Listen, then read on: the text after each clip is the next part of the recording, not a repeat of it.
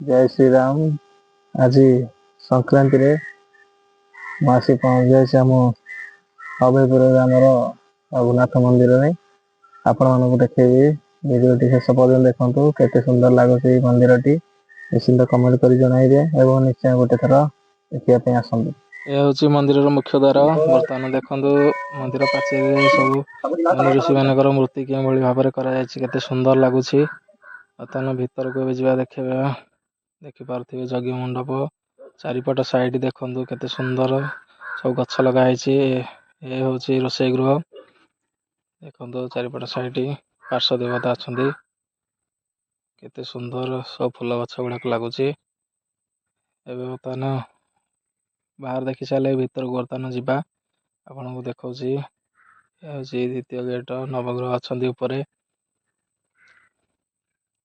ବର୍ତ୍ତମାନ ନନା ଭିତରେ ଅଛନ୍ତି, ପୂଜା କରୁଛନ୍ତି ବୋଧେ। ଦେଖନ୍ତୁ କେତେ ସୁନ୍ଦର ସବୁ ମୂର୍ତ୍ତି ସବୁ କରାଯାଇଛି। କେତେ ଉପରେ ସବୁ ଦେଖିପାରୁଥିବେ କେତେ ସୁନ୍ଦର କାରୁକାର୍ଯ୍ୟ କରାଯାଇଛି। ନିଶ୍ଚିନ୍ତ ଗୋଟେ ଥର ଆସନ୍ତୁ, ନ ଦେଖିଲେ ତ ବିଶ୍ୱାସ କରିହବନି। ନିଶ୍ଚିତ ଥରେ ଆସି ଦେଖନ୍ତୁ କେତେ ସୁନ୍ଦର ଭାବରେ ସବୁ କାମ କରାଯାଇଛି।